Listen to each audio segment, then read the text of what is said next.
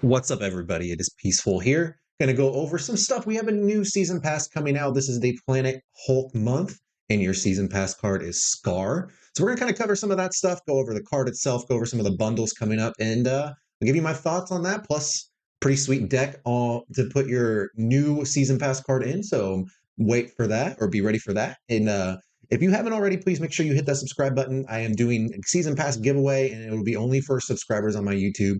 So make sure you are one of those and look forward to that. It should be happening tomorrow. Without any further ado, let's go ahead and get into the season pass. So what is the season pass card this month? You have Skaar. Skaar is a 6 cost, 11 power card that costs 2 less for each card that has 10 or more power. Pretty cool card. And we're going to kind of go over in just a little bit what I think that card is capable of, what sort of decks you want to use that in. But for now, I wanted to go ahead and go over some information about Skaar, the character. I kind of thought this would be a fun thing to do. You let me know in the comments if this is something you like or if you want to see every week. But I figured I'd cover sort of who the character is, because I'm going to be honest with you, a lot of times these new cards come out, unless it's something that's in the movies, I have no idea who it is. So in that vein, I figured a lot of you are the same way. You're playing Marvel Snap because you like the game, not necessarily because you know that much about the characters. So we're going to go over Skaar. Skaar is the son of Hulk in Kyra, the Old Strong. His powers, he's obviously got superhuman strength and invulnerability like Hulk, can withstand grenades and stuff like that. It's pretty cool. He has the old power from his mother. It is a power to basically, he can touch the earth and basically pull power from the earth, use rocks and like the actual earth itself as a weapon, but also he can sense creatures and people and stuff who have been on the planet from using his old power, kind of sense what they're doing, where they've been, and kind of what they've done. It actually is a pretty cool story arc he has in the comics where he basically decides that his planet isn't worth saving because he senses the things that they've done and lets Galactus eat them. So that's pretty intense. He has enhanced senses, just sort of like Hulk. He can sense and hear and see things from far away. He's basically ageless because again, he's invulnerable. He has rapid healing, regenerative healing, as you see here, which makes him basically never age.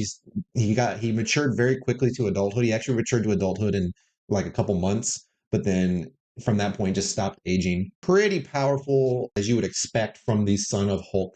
And he's come in contact with some pretty powerful villains. Like I mentioned, he has faced off against Galactus and Surfer being the Herald of Galactus. He's teamed up / basically was a spy on Norman Osborn in the Dark Avengers. He's faced off against Doctor Doom, Red Hulk, and Red She-Hulk. And then another season pass card we're getting this month, Miliak. Probably saying that wrong. But he actually is the one who killed Miliak. So pretty powerful character, as you would expect from the son of Hulk, and pretty powerful cards. So let's sort of talk about what use cases I see for Skaar, because I do believe he's actually a pretty crazy powerful card. Obviously, going off of some decks that already exist, I think he's a pretty good home in Inchinaut. You'd have to build Inchinaut a little bit differently. It's probably going to cut things like Infinite. It will probably not be called this anymore, but I think that shell is very powerful with Skaar. The thing I want to emphasize with Skaar is you don't really need him to be a 0-11. Him being a 2-11 or a 4-11 is going to be totally fine. A lot of times it's a ton of stats for basically no downside. If you have one 10 power card down, he is already a pretty good deal. And once you get him down to 2 or 0, he's just insane. So you want to build decks that can get him down to that 2 or 4 cost pretty regularly, but have the upside of getting him down even lower. So I also think he's going to be really good in a Zabu shell. There's just a lot of 4 cost cards like Sentry, like, Typhoid Mary. There's just a ton of cards on like Darkhawk. There's a ton of cards on 4 cost that you can synergize him with and get him down for very, very cheap, which is really your goal. Plus, one of the things is even if you don't have Zabu, 10 cost or a 10 power on 4, 10 power on 5 into Skaar plus another 4 cost on 6 is going to be a very powerful line. It reminds me of Shuri, which just so happens to be another 4 cost card. Look at that. I do think there's a lot of synergy with Skaar and with Zabu, just because of the number of cards that you can use that have 4 cost but also 10 power that synergize with him. So that is what I'm going to be looking to do. I do think this is a card that's very easy to look at and kind of be like, whatever. But just that anytime you see cost reduction at this level and on a card in Snap, it's probably going to be pretty good. I don't think there's a card in history. You even see Ravonna now, which when she first released didn't really see much play, but as they've buffed her up a little bit, her ability has become very, very powerful. Anytime there's cost reduction in Snap, at some point it's going to find a way to be played. With that said, do I think this is a season pass you should be picking up? First off, since this is a video sort of about what's good value to pick up and that sort of thing, I do go over bundles and stuff. I will say, if you're going to buy anything in Snap, you should buy the season pass. Even if the season pass card isn't amazing, the overall value you get from the season pass is insane on rate. It's by far the best bundle you could get each month. So if you're going to spend $10, spend it on the season pass. As for Skaar himself, is he worth spending your money on to pick up in the season pass? I think it is. I think it's definitely easily one of the best season pass cards we've gotten. It's not Elsa levels, it's not Miss Marvel levels, but this is a card that is going to find some homes. It is too powerful not to. It's just very easy to build around, very easy to make good. Like I said, you don't need this to be a 0-11 to be good. You need this to be maybe a 4, like a 3-11 on average, meaning like that it either costs 2 or 4 pretty much every game. Every once in a while it costs 0. And if it gets anywhere near that, it's going to be a very insanely powerful card. Definitely a card that's going to see play. If you haven't figured out yet, they want the season pass cards to be good enough to see play because they want people to feel like they get that value from their season pass, which I think is a good thing. And I do think this card hits that mark. I don't think it's overpowered. I don't think it's going to be meta defining necessarily, but it's going to find its home in a couple of the better decks in the game. So it's gonna be a good card. Now I did have a list for you that I wanted you to be able to try out on the first day when this deck comes out. This is what I'm going to be trying. It's kind of a weird looking deck. It's got a lot of interesting choices. It is almost like a Sauron deck, but not quite. You've really got just the Red Skull that would benefit from Sauron, but it has a lot of synergies that the Sauron deck takes advantage of as well. We're playing Zero with a lot of really powerful cards, like Atuma and Sentry is really what Zero's here for. But I just wanted to emphasize there are 2 cards that synergize with each Atuma and Sentry. So if you need Atuma, if you need to play Atuma down as your 4-drop, you have Armor that you can play it behind, or you have Zero. Sentry, you have Cosmo you can play behind, or you have Zero. So both of those cards have multiple ways to get it in play without the downside to get you that 10 power. Obviously, this deck is sort of a Zabu deck that also plays Skaar. That's really the idea behind this deck. And you see some kind of weird choices. You've got Warpath here is kind of an odd one that you might be kind of like, wait, that doesn't synergize very well with Shuri, doesn't synergize very well with the other stuff. You got Zero or anything else you got going on, and it also prevents you from playing another lane. Well, really, this Warpath is here to help enable Skaar. And that's really its main purpose. It's a 4 cost that is 10 power.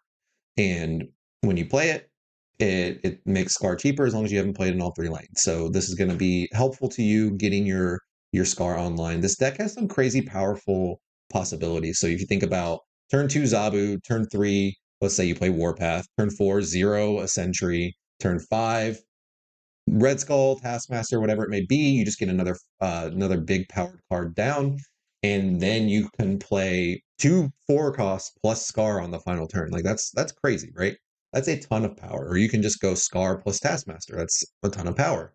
You've also got She-Hulk here. She-Hulk's the one slot I'm not 100% sure of because really you're curving out most of the times in this deck. So that is the card that I'm kind of considering changing out.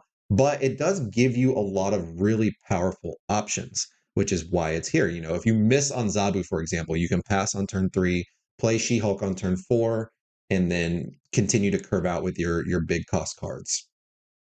I do think this deck looks like a ton of fun. It's probably not the perfect list. Again, She-Hulk is probably the card that I'm most unsure of at this moment, whether I want it to be in there. Red Skull is also kind of a spot where I'm like, there's probably something else we could play, but I wanted you to have the high roll potential with Shuri if you miss on Zabu. That's kind of your backup plan, right? Is you can just do the classic Shuri Red Skull Taskmaster thing and still have a pretty strong draw. Definitely a deck that I'm going to be trying out first once I get Skaar, and hopefully y'all try it out and let me know how it does in the comments. So next up, we are going to talk about a couple bundles releasing this week. The first one we're going to talk about is the Bubblegum Pop Bundle.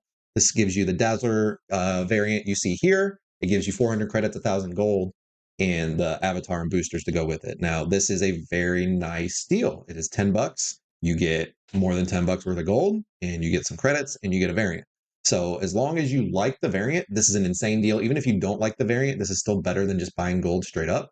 So, pretty sweet deal. Definitely recommend picking this up if you spend money on Snap. If you don't, that's obviously fine. Then you would pass. But I do think this is a bundle that is worth picking up. Speaking of those people who spend some money, we've got the Wakandan Wonderkin bundle. This one's a little bit different price-wise. So this one is $100. Cannot buy it with gold. But you get this Shuri variant avatar, 465 Shuri boosters, which is enough for 3 splits on your Shuri. You get 8,000 collector's tokens, so that's enough for Series 5 and almost the Series 4, or multiple Series 4s. It is 1,000 credits and 2,000 gold. So overall, just by the value you get from the tokens, this bundle is worth the $100 by the metrics. Now, $100 is a lot of money to spend straight up on Snap. So if that's not something you generally do, don't, obviously. But for people who do, I do think this is a card worth picking up, or a bundle worth picking up. So definitely something that you can pick up if you still have cards you're missing or you need to fill out your collection. The tokens really help with that. Plus, you get a pretty decent amount of gold to go with it. And yeah, pretty sweet variant as well. This is not my favorite Shuri. I actually have my favorite Shuri already, but this is a cool Shuri. This is probably my, I don't know, second favorite variant they've done for her. So pretty cool. Last up, we have the Take Flight Soar On bundle. So this bundle is 2,000 gold. Very convenient that this releases after the Wakanda Wonderkin bundle, and you get 2,000 gold from that one. Look at that. You can just spend it on this if you want to. You get this Kim Jacinto Sauron, which is my favorite Sauron. So I will probably be picking this up regardless just because of that. Comes with 2,800 credits, which is almost 2 full splits. Boosters to split your Sauron one time, and the avatar for the Sauron. And I just want to go ahead and throw out there, this is not a great deal. If you are somebody who, is very careful with your gold and sort of plans ahead on what you should get, this is not one of the ones you should be picking up. That said, if you like the variant, if you would spend, say, 1,200 gold to pick up this variant anyway, it's a great deal.